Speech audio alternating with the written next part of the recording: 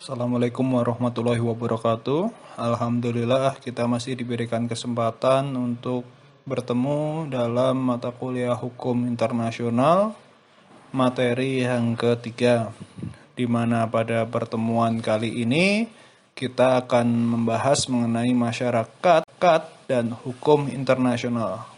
Jadi korelasi antara keduanya, masyarakat dalam hal ini adalah masyarakat hukum internasional dan juga hukum internasional itu sendiri.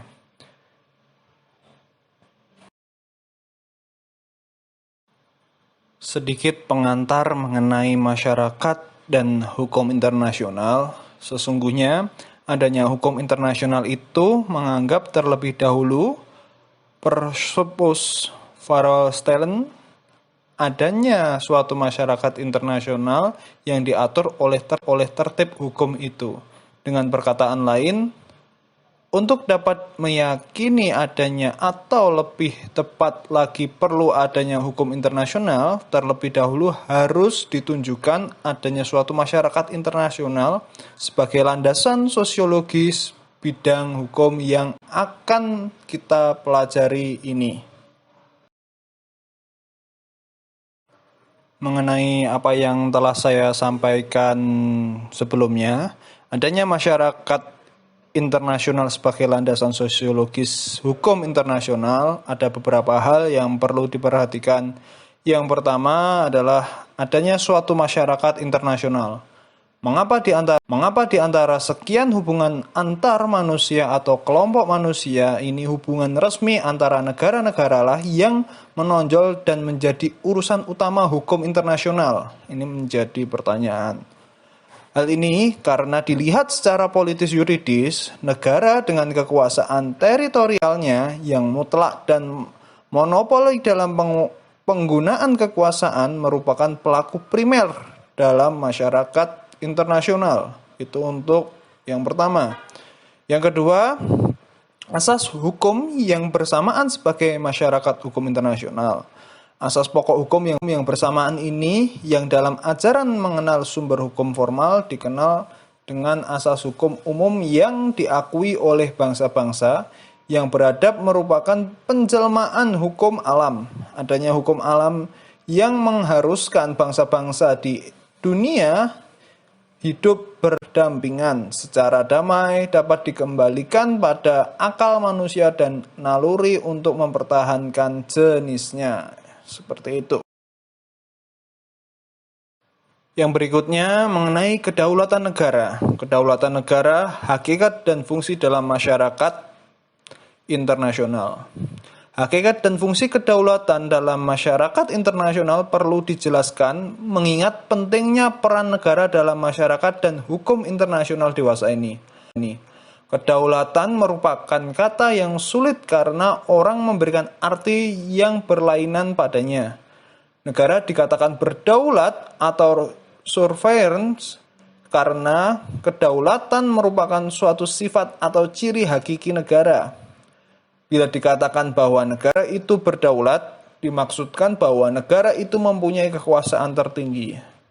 Pengertian kedaulatan negara sebagai kekuasaan tertinggi inilah yang menimbulkan banyak salah paham karena terkadang dalam implementasinya akan bertentangan dengan hukum internasional. Lebih lanjut mengenai kedaulatan, khususnya kedaulatan dalam sebuah negara, jadi pembatasan kedaulatan sebagai kekuasaan tertinggi dapat dilihat sebagai berikut. Yang pertama, kekuasaan itu terbatas pada batas wilayah negara yang memiliki kekuasaan itu dan kekuasaan itu berakhir di mana kekuasaan suatu negara lain dimulai.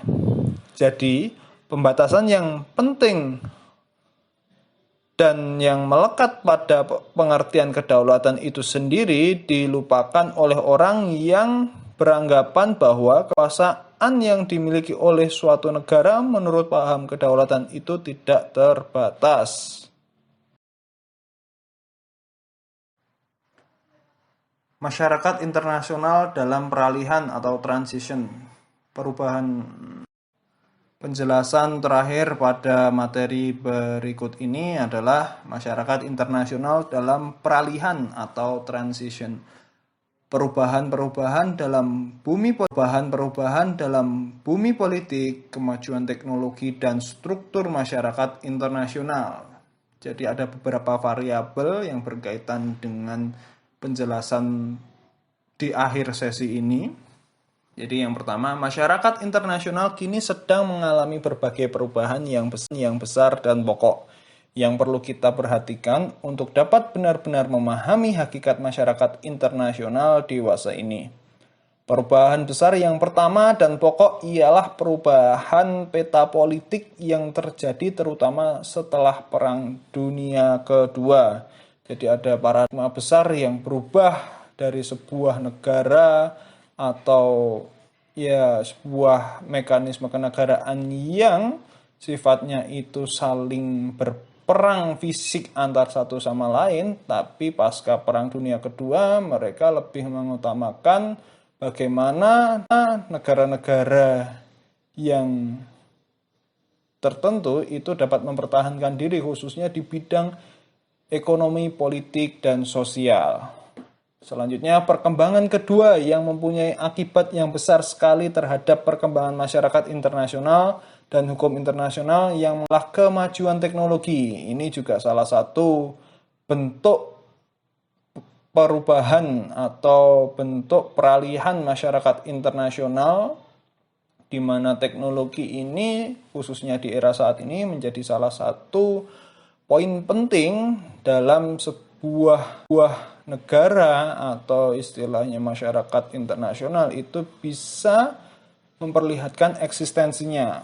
Apalagi sekarang kita sering mendengar kita masuk di era industri 4.0 yang memang lebih mengedepankan pola-pola industri yang menggunakan kemajuan teknologi, memanfaatkan fasilitas teknologi dan sebagainya. Yang berikutnya, perubahan dalam struktur organisasi masyarakat internasional berakibat pada timbulnya berbagai organisasi atau lembaga internasional yang mempunyai eksistensi terlepas dari negara-negara.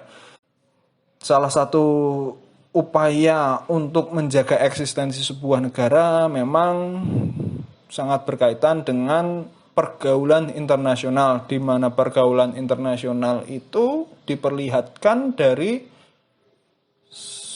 negara tertentu itu bergabung dalam suatu organisasi tertentu, misalnya di Indonesia tergabung dalam ASEAN, G20, PBB, dan sebagainya.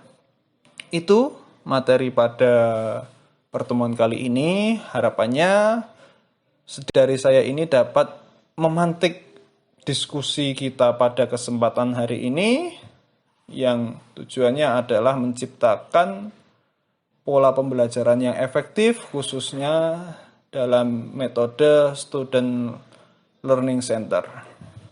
Itu saja yang dapat saya sampaikan. Kita akan melanjutkan di diskusi tanya jawab melalui via chatting yang telah disediakan. Kurang lebihnya saya mohon maaf. Wabillahi taufik wal hidayah. Wassalamualaikum.